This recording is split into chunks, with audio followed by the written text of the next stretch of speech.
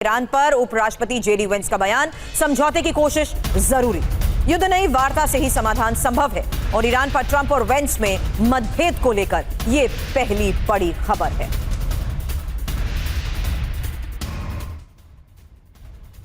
और ट्रंप और वेंस में मतभेद को लेकर खबर सुनिए, क्योंकि ईरान को लेकर ये मतभेद लगातार बढ़ते जा रहे हैं। जहां ट्रंप जंग चाहते हैं, वेंस समझौता संधि चाहते हैं। ट्रंप को ईरान पर भरोसा नहीं है, वेंस डील के पक्ष में है। हालांकि ईरान पर फैसले की प्रक्रिया पर दरार, वहीं निजी बैठक में भी ट्रंप से वेंस की राय अलग रही है। हालांकि इजरायल से दोस्ती पर भी मतभेद है और ईरान से लंबा युद्ध जेडी वेंस नहीं चाहते हैं। इस बीच अमेरिकी उपराष्ट्रपति जेडी वेंस का इजरायल पर हमला, कहा कुछ नेता ईरान युद्ध लंबा खींचना चाहते हैं, ईरान से शांति वार्ता का विरोध करते हैं, अमेरिकी जनता की राय को प्रभावित करने की कोशिश। मनीष मेरे सहयोगी इस वक्त स्टूडियो में हमें ज्वाइन कर चुके हैं। मनीष, इन दोनों बयानों में सीधा हमला ना सिर्फ इजरायल नेतन्याहू बल्कि डोनाल्ड ट्रंप पर भी, क्योंकि इनके बयान की वो लाइन सुनिए, I am really very frustrated with the Americans. उन अमेरिकन से फ्रस्ट्रेटेड हो चुके हैं जो बार बार हमला करने की बात करते हैं। क्या ये सीधा नाम नहीं ले रहे हैं लेकिन बात डोनाल्ड ट्रंप की कर रहे हैं? बिल्कुल, देखिए, पहली नज़र में तो यही लगता है, लेकिन फिर ये भी लगता है कि कहीं ऐसा तो नहीं कि America good cop bad cop खेल रहा है, कि उपराष्ट्रपति जेडी वेंस जो है वो लगातार ये बात कहेंगे कि नहीं, ट्रंप एडमिनिस्ट्रेशन तो बहुत लॉजिकल थी, बहुत रैशनल थी और हम प्लान बी के तहत बातचीत करना भी चाहते थे, लेकिन हमारे यहाँ कुछ ऐसी लॉबी है ताकि कल के दिन में अकाउंटेबिलिटी ट्रंप की नहीं होगी बल्कि ट्रंप एडमिनिस्ट्रेशन चलाने वाले दूसरे लोगों की होगी, नंबर वन। दूसरी बात यह है कि देखिए, ट्रंप साहब का तो करियर जो होना है वो तो पूरा हो गया है, 2 बार उनको राष्ट्रपति बनना था, बन चुके हैं। जेडी वेंस का करियर बड़ा है, लंबा है, तो भविष्य में उनको ये नहीं कहा जाए कि आपने भी ईरान के युद्ध में सहमति दी थी और इसीलिए वो अपना करियर खराब होते हुए नहीं देखना चाहते, इसलिए उन्होंने थोड़ी सी अपनी राह अलग की है। लेकिन हकीकत क्या है, आज तो बगैर इजराइल के अमेरिका लड़ रहा है, तो अब तो ये भी नहीं कह सकते कि नेतन्याहू के दबाव में ट्रंप लड़ रहे हैं, क्योंकि अब तो अमेरिका को इसलिए लड़ना पड़ रहा है क्योंकि अमेरिका ने इतना रायता बना दिया है, इतना ज़्यादा क्योस पैदा कर दिया मिडिल ईस्ट में कि अब उससे ना उगलते बनना है ना निगलते बनना है। तो वैसे में बतौर उपराष्ट्रपति जेडी वेंस क्या कर रहे हैं, तो इसका समाधान ढूंढने के बजाय वो दरअसल किसी को बलि का बकरा बनाना चाह रहे हैं। नहीं तो इस फ्रेमिंग का असर होगा क्या, सवाल आगे इसको लेकर करूंगी, क्योंकि स्ट्रैटेजिक पार्टनर के तौर पर इजरायल को भी तो उन्होंने इसके जरिए एक बड़ा मैसेज देने की कोशिश की है। लगातार दूसरे दिन अब सिचुएशन रूम में बैठक को लेकर भी एक बड़ी खबर आ रही है, जहां डोनाल्ड ट्रंप ने सिचुएशन रूम में मीटिंग की है। हालांकि वेंस, पीट हेग्सेथ और मार्को रूबियो की मौजूदगी में हुई बैठक के बारे में आज की खबर भी यही है कि ईरान मुद्दे पर कोई बड़ा फैसला संभव है,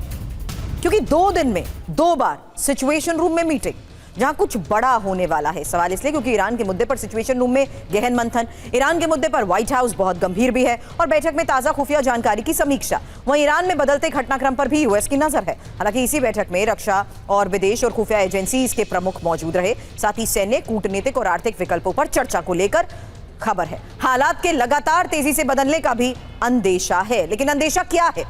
ईरान में ग्राउंड ऑपरेशन, पहले से ज्यादा बड़े हमले, परमाणु ठिकानों का संपूर्ण सफाया, वहीं इजरायल की मदद से ऑपरेशन। अब ईरान के खिलाफ अमेरिका के नए प्लान को लेकर आज की खबर सुनिए। ईरानी द्वीपों पर अमेरिकी कब्जा संभव है, केशम, कीश और अबू मूसा द्वीप पर यूएस की नजर है। अल जजीरा के हवाले से क्या बड़े दावे किए जा रहे हैं, अब डिटेल आपके सामने, क्योंकि अमेरिका का वो नया प्लान है जहां ईरानी द्वीप पर कब्जे की कोशिश।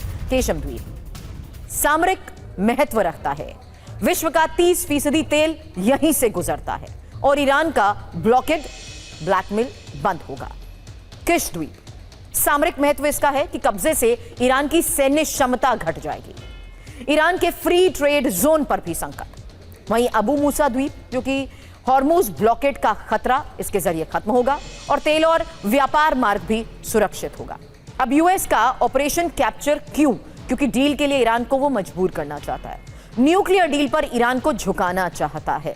फिलहाल आईआरजीसी भी ट्रंप को लेकर लगातार बड़े बयान दे रही है, लेकिन आईआरजीसी पर फिलहाल डोनाल्ड ट्रंप ने क्या कहा, ये खबर आ रही है। आईएसआईएस की तरह आईआरजीसी का सफाया करेंगे।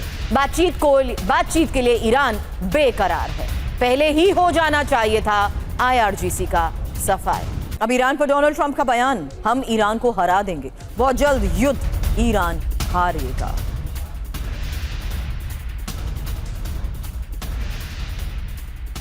क्या डोनाल्ड ट्रंप के बयानों से ये अंदाजा लगाया जाए कि 9 दिन तक ईरान को दहलाने के बाद क्या अब ईरान में ग्राउंड ऑपरेशन शुरू होने वाला है? आखिर ट्रंप के इन बयानों के मायने क्या हैं?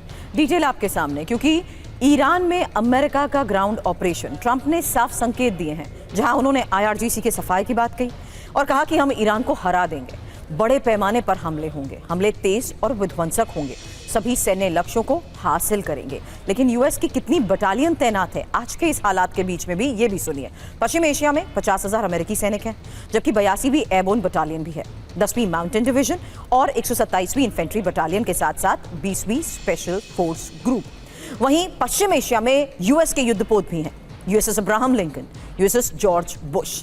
लेकिन अब लगातार 5वां दिन है जब यूएस ईरान पर हमले कर रहा है और अमेरिकी सेना ने 90 मिनट तक वार किया है। करीब 5 ठिकानों को निशाना बनाया गया।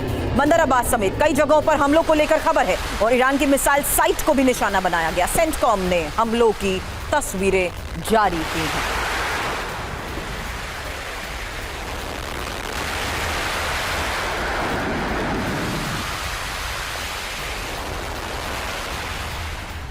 खबर ईरान के अहवाज में अमेरिका की बमबारी को लेकर भी है। जोरदार धमाकों से दहला अहवाज, अहम ठिकानों को टारगेट कर हमला किया गया।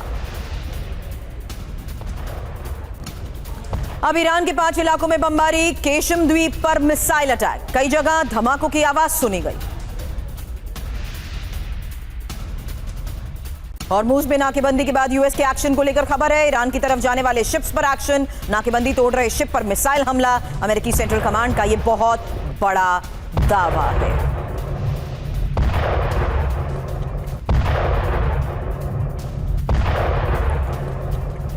अमेरिका ने ईरान पर हमला किया तो ईरान ने भी पश्चिम एशिया में अमेरिकी ठिकानों को निशाना बनाया। हालांकि ईरान का अमेरिका पर बारूदी प्रहार जारी है और जॉर्डन में अमेरिकी बेस को टारगेट किया गया, जहां ईरान ने ड्रोन से टारगेट किया और फाइटर जेट के हैंगर पर हमला।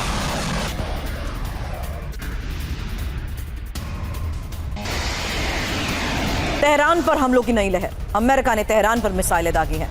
एयर डिफेंस सिस्टम ईरान का एक्टिव है। यूएस हमला नाकाम करने के लिए मिसाइलें दागी गई।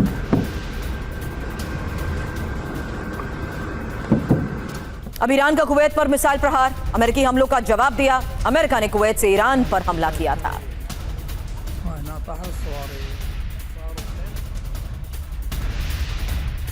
वहीं ईरान का अमेरिका को बारूदी जवाब। इराक में अमेरिकी बेस पर ड्रोन दागे हैं। इरबिल इंटरनेशनल एयरपोर्ट पर हमला हुआ।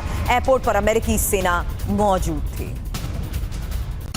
तो लगातार हो रहे इस प्रहार के बीच आज बड़ी खबर है कि कैसे इरबिल में भी एयरपोर्ट पर हमला हुआ है। इरबिल इंटरनेशनल एयरपोर्ट पर हमला, एयरपोर्ट पर अमेरिकी सेना मौजूद, जहां साफ है कि किस तरीके से लगातार जॉर्डन, कुवैत, बहरीन और अब इरबिल में भी हमले को लेकर बड़ी खबर है। और ये इराक में अमेरिकी बेस पर ड्रोन दागे गए हैं। खबर यह है कि 9 दिन में 7 अमेरिकी हमले, जहां आज ईरान में कहां हमला हुआ, फिलहाल ये इंफॉर्मेशन आपके सामने। सिरिक द्वीप, केशम द्वीप, बंदर अब्बास, चाबहार पोर्ट, अहवाज। 9 दिन में कब अटैक हुए हैं 8 जुलाई से बताते हैं आपके सामने इस तमाम इंफॉर्मेशन, क्योंकि 80 ठिकानों पर हमले की खबर 8 जुलाई को आई। 90 ठिकानों पर अटैक 9 जुलाई को हुआ। 140 ठिकानों पर वार 12 जुलाई को हुआ। मिसाइल और बॉम्बर से हमले हुए 13 जुलाई को, जबकि 14 जुलाई को भी 9 ठिकानों पर हमले हुए और 15 जुलाई 8 ठिकानों पर अटैक और अब 16 जुलाई 5 ठिकानों पर निशाना, जहां command centre, air defence site, missile drone launch pad को हिट किया गया। हालांकि ईरान पर अमेरिका के पिन पॉइंट अटैक को लेकर खबर है, जहां ईरान के 2 अहम शहरों को निशाना बनाया गया। परमाणु प्रोग्राम से जुड़े शहरों पर वार और तेहरान में एयर डिफेंस सिस्टम सक्रिय।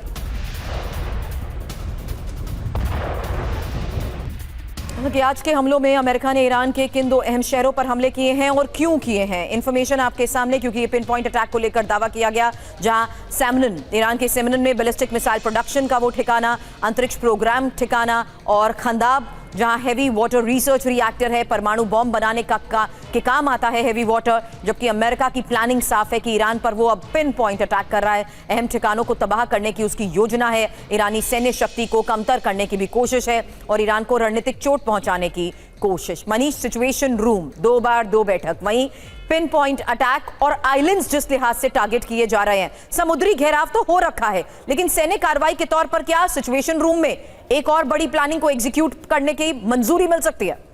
बिल्कुल, देखिए मुझे ऐसा लगता है कि इस वक्त प्रेसिडेंट ट्रंप और उनकी टीम सिचुएशन रूम में इस बात पर डिस्कस कर रही है कि ब्लॉकेड तो हो गया। हाँ। रोजाना आप स्ट्राइक कर ही रहे हैं, दिन रात स्ट्राइक कर रहे हैं, 12 दिन में 9 बार आपने स्ट्राइक किया है, लेकिन अभी भी ईरान की तरफ से ऐसा नहीं लग रहा है कि ईरान किसी दबाव में है। तो देन व्हाट नेक्स्ट? पहली बात तो यह है। दूसरी बात है, क्या इसमें इजराइल को एंट्री दिलानी चाहिए? क्योंकि देखिए इजराइल के एंट्री देने का ईरान पर प्रभाव पड़ेगा ये, क्योंकि फिर ईरान पर दोनों साइड से हमले होंगे। इस वक्त अमेरिका अकेला हमला कर रहा, जब इजराइल के हमले हो शुरू होंगे तो वैसे कंडीशन में लगभग कम से कम 100 से 150 फाइटर जेट्स इजराइल की तरफ से भी पार्टिसिपेट करेंगे और बॉम्बिंग जो फिर वो कारपेट बॉम्बिंग की इंटेंसिटी बहुत ज़्यादा होगी। लेकिन इसका दूसरा जो रिपरकशन हो सकता है वो ये कि तब ईरान जब इजराइल पर अटैक करेगा तो जो अमेरिकन एयर डिफेंस सिस्टम इस वक्त मिडिल ईस्ट को लगाने में इंगेज है उसमें से एक बड़ा हिस्सा इजराइल की सिक्योरिटी में लगा रहेगा। तो ये भी एक है। तो मुझे लगता है कि बहुत सारी ऐसी टेक्निकल बातें हैं जो स्ट्रेटेजिकली बहुत इंपॉर्टेंट है और ट्रंप एडमिनिस्ट्रेशन को ईरान के मामले में इन सब पर विचार करना होगा। हकीकत यही है कि इंटरमिटेंट अटैक्स जारी हैं और यही वजह है कि अलग अलग स्ट्रैटेजिक लोकेशंस को इन हमलों में दोनों तरफ से अंजाम दिया जा रहा है। शुक्रिया फिलहाल मनीष, पूरी जानकारी के लिए आपका। बड़ी खबर है, पीओके में पाकिस्तान के खिलाफ विद्रोह तेज हो चुका है और जेएएसी का 21 जुलाई तक अल्टीमेटम है। मांगे नहीं मानी गई तो फिर आंदोलन और लॉन्ग मार्च फिर शुरू हो जाएगा। रावलकोट में मुनीर सेना ने नरसंहार किया। बड़ी खबर बता दे, पीओके में बर्बरता की सभी हदों को पार कर दिया गया। सेना ने 6 लोगों की हत्या की, निहत्थे लोगों पर गोलियां बरसाई गई। मृतकों के जनाजे में सैलाब उमड़ा। मृतकों के घरों में विलाप और चीख पुकार। अब पीओके में पाकिस्तान के खिलाफ बढ़ता गुस्सा और गुस्सा बगावत में बदल चुका है। प्रदर्शनकारियों ने आजादी के नारे लगाए, पाकिस्तान से अलग होने की मांग तेज हो चुकी है। हजारों लोगों की रैली में नारेबाजी होती रही। पाकिस्तान से छुटकारा चाहती है पीओके की आवाम। वहीं रावलकोट के मटियाल मीरा में भी हंगामा हुआ। बस टर्मिनल में हुजूम उमड़ गया। मुनीर और शहबाज के खिलाफ नारेबाजी होती रही। पाकिस्तान से पीओके की आजादी का संदेश दिया गया। जेएएसी जॉइंट अवामी एक्शन कमेटी की रैली, पाकिस्तान के खिलाफ जंग और जेएएसी के नेता ने कहा पीओके की आजादी तक ये जंग अंजाम तक जरूर पहुंचेगी। अधिकारों की जंग जारी रखेंगे। रावलकोट की टॉर्च रैली से इंकलाब। मुनीर सेना बर्बर पीओके में नरसंहार। खबर सुनिए, जहां प्रदर्शनकारियों पर 7 जगह गोलीबारी हुई। अब तक 12 लोगों की मौत हो चुकी है, 38 घायल हैं, जबकि मुजफ्फराबाद पर कब्जे की ये मुहिम है। रावलकोट से मुजफ्फराबाद तक विद्रोह की तस्वीरें सामने आ रही हैं, जहां पाकिस्तान से अलग होने की मांग की जा रही है। पीओके की आज़ादी आंदोलनकारी चाहते हैं। पीओके में मीडिया कवरेज पर भी प्रतिबंध है। ऐसे में सवाल ये कि आगे क्या, क्योंकि 21 जुलाई तक का ये अल्टीमेटम है। मांगे नहीं मानी गई तो गृह युद्ध। हालांकि खौफ में है मुनीर और शहबाज, अब गोली मारने के आदेश दे रहे हैं। निर्दोष लोगों को जेल में डाला जा रहा है। और अब एक और बहुत बड़ी खबर, क्योंकि इथेनॉल से कार खराब, कंज्यूमर कोर्ट की मोहर।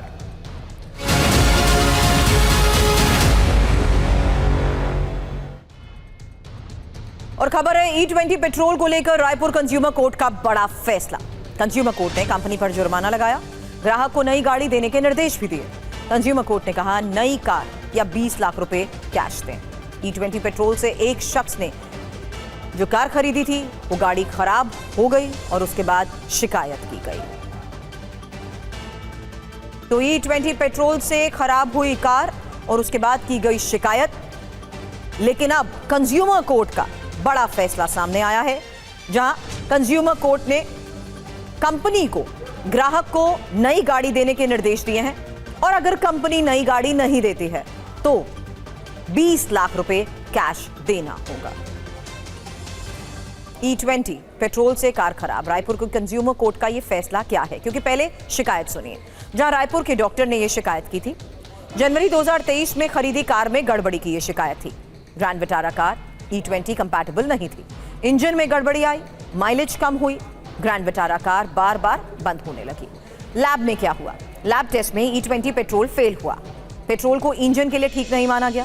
लैब रिपोर्ट को आयोग ने अहम सबूत माना, जबकि कंपनी की गलती और ग्राहक कैसे परेशान होता रहा यह भी सुनिए। कस्टमर ने कई बार पेट्रोल बदला, फ्यूल टैंक की सफाई भी उसे करानी पड़ी। सर्विस सेंटर के लगातार चक्कर भी लगाए और सर्विसिंग के बाद भी समस्या दूर नहीं हुई। इस बीच आयोग का आदेश आया, कंपनी पुरानी ग्रैंड विटारा कार वापस ले और कार कंपनी 45 दिन में नई E20 सपोर्टेड कार दे। 45 दिन में नई कार ना देने पर कार की कीमत दे, साथ ही RTO फीस, इंश्योरेंस समेत 20 लाख रुपए दे। साथ ही मानसिक पीड़ा के लिए 1 लाख रुपए जुर्माना लगाया गया। एक और बड़ी खबर है, भारत की पहली हाइड्रोजन ट्रेन लॉन्च के लिए तैयार है। पीएम मोदी कल ट्रेन को हरी झंडी दिखाएंगे। हरियाणा के जिंद में ट्रेन को हरी झंडी दिखाएंगे प्रधानमंत्री नरेंद्र मोदी। तो फिलहाल अब ये तस्वीरें भी जारी की गई हैं, ये वीडियो सामने आया है उस हाइड्रोजन ट्रेन का जिसे रवाना किया जाएगा। पहली हाइड्रोजन ट्रेन को लॉन्च कल प्रधानमंत्री नरेंद्र मोदी करेंगे। 89 किलोमीटर का ये पूरा ट्रैक रहेगा। इसकी खासियत क्या है, कैसे ये चलेगी, एक जानकारी आगे आपके सामने। लेकिन उससे पहले ये तस्वीर, ये वीडियो जो आज जारी किया गया है, जिसमें कल लॉन्च से पहले इसकी खूबियां बताई गई हैं, क्योंकि कल प्रधानमंत्री नरेंद्र मोदी ट्रेन को हरी झंडी दिखाएंगे। अब कैसे चलेगी हाइड्रोजन ट्रेन, कैसी है ये नई टेक्निक? ट्रेन में हाई प्रेशर सिलेंडर्स में स्टोर होंगी हाइड्रोजन गैस और हाइड्रोजन को ऑक्सीजन से करवाया जाएगा रिएक्ट, जबकि हाइड्रोजन और ऑक्सीजन के रिएक्शन से बिजली बनेगी। हाइड्रोजन ट्रेन अपने लिए खुद से बिजली बनाएगी और इस प्रक्रिया में धुआं या जहरीली गैस नहीं निकलेगी। इस प्रक्रिया में सिर्फ पानी, सिर्फ भाप निकलेगा। शून्य कार्बन उत्सर्जन वाली होगी हाइड्रोजन ट्रेन।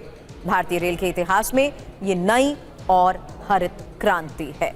जल्द अब आगे इंफॉर्मेशन वॉल का रुख करते हैं, क्योंकि हाइड्रोजन ट्रेन की खासियत अब आपके सामने है। सबसे ज्यादा हॉर्स पावर वाला दुनिया का पहला हाइड्रोजन इंजन, इसके अलावा शून्य उत्सर्जन टेक्निक पर बेस्ड ट्रेन, प्रदूषण नहीं होता है। आपको बता दें, चेन्नई के इंटीग्रल कोच फैक्ट्री में पहला सफल परीक्षण हुआ, जबकि पूरी तरीके से स्वदेशी डिजाइन है और हाइड्रोजन सिलेंडर और बैटरी भी इसमें शामिल है। 2600 यात्रियों को ले जाने की इसकी क्षमता है, 1200 हॉर्स पावर, और यही इसकी खासियत है कि पहली सेवा इसकी अब हरियाणा के जिंद और सोनीपत के बीच शुरू होने वाली है। कल का ये कार्यक्रम है जहां प्रधानमंत्री इसे हरी झंडी दिखाएंगे। ट्रेन की लागत है लगभग 80 करोड़ और रखरखाव के लिए 70 करोड़। एक और बड़ी खबर आ रही है, जहां बुलडोजर एक्शन पर सुप्रीम कोर्ट से यह बड़ी खबर है। देश भर में बुलडोजर कार्रवाई से जुड़े अवमानना याचिकाओं पर सुनवाई से सुप्रीम कोर्ट का इनकार। सुप्रीम कोर्ट ने सभी अवमानना याचिकाओं को संबंधित हाईकोर्ट में भेजा और अवमानना याचिकाओं में आरोप लगाया गया था कि बुलडोजर जस्टिस के खिलाफ सुरक्षा उपाय तय करने वाले नवंबर 2024 के अहम फैसले का उल्लंघन करते हुए तोड़फोड़ की कार्रवाई की गई। पीयूष पांडे हमारे सहयोगी इस वक्त हमें ज्वाइन कर चुके हैं। पीयूष, जल्द पूरे मामले के बारे में बताएं, क्योंकि किस लिहाज से ये फैक्ट्स कोर्ट के सामने रखे गए और कोर्ट का इसको लेकर क्या आदेश? जी सुरभि, देखिए, इस मामले में जो सुप्रीम कोर्ट का आदेश था उसमें गाइडलाइंस तय कर दी गई थी कि किस तरीके से बुलडोजर की अगर कार्रवाई स्टेट द्वारा की जाएगी या नगर निगम द्वारा की जाएगी तो उसमें कितना समय दिया जाएगा, और ये सारी स्थितियां स्पष्ट कर दी गई थी। लेकिन इसके बावजूद कई राज्यों में ऐसी गतिविधियां की गई, जिसके बाद सुप्रीम कोर्ट के आदेश की अवमानना के मद्देनजर कई याचिकाएं दाखिल हो गई।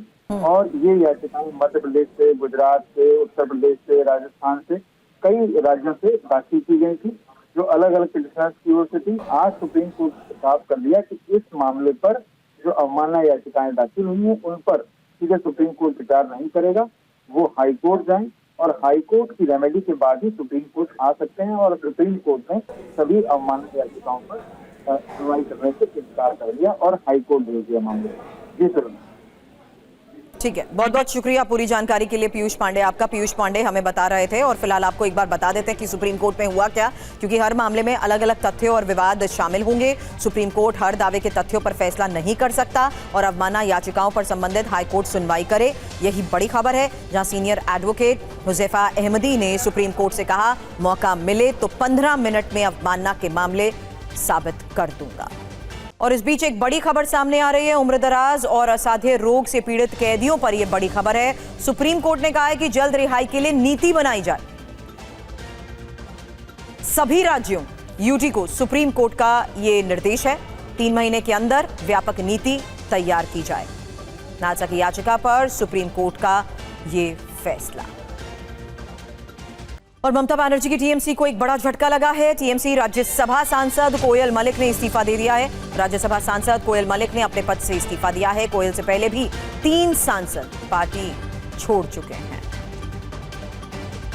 तो अब टीएमसी को लगा एक और बड़ा झटका, जहां इससे पहले 3 सांसद पार्टी छोड़ चुके हैं। इस वक्त बड़ी खबर सामने आ रही है, जहां राज्यसभा सांसद कोयल मलिक ने भी अब अपने पद से इस्तीफा दे दिया है, टीएमसी का साथ छोड़ दिया है। हालांकि ममता बनर्जी की टीएमसी को लगातार बड़े झटके लग रहे हैं और ये एक और बड़ी खबर सामने आ रही है, जहां सांसद कोयल मलिक ने भी अब पार्टी का साथ छोड़ दिया है, पद से इस्तीफा दे दिया है। राज्यसभा सांसद हैं कोयल मलिक और फिलहाल टीएमसी सांसद कोयल मलिक का राज्यसभा से इस्तीफा, यही इस वक्त की सबसे बड़ी खबर है। कोयल से पहले भी 3 सांसद पार्टी छोड़ चुके हैं। साफ है टीएमसी को एक के बाद एक बड़े झटके लग रहे हैं, क्योंकि एक और राज्यसभा सांसद ने अब इस्तीफा दे दिया है। कोयल मलिक ने राज्यसभा से इस्तीफा दे दिया है। और ये तस्वीर भी आपके सामने, कोयल मलिक जो अभी तक टीएमसी के साथ रही हैं, फिलहाल टीएमसी का साथ छोड़ दिया है कोयल मलिक ने और अब इस्तीफे को लेकर इस वक्त खबर। राजस्थान के जैसलमेर में भारत पाक अंतर्राष्ट्रीय सीमा पर ऑपरेशन बॉर्डर क्लीन जारी है। तनोट थाना क्षेत्र में अवैध कब्जे पर प्रशासन ने बुलडोजर चलाया। बुलडोजर कार्रवाई के दौरान बड़ी संख्या में पुलिस बल मौजूद रही।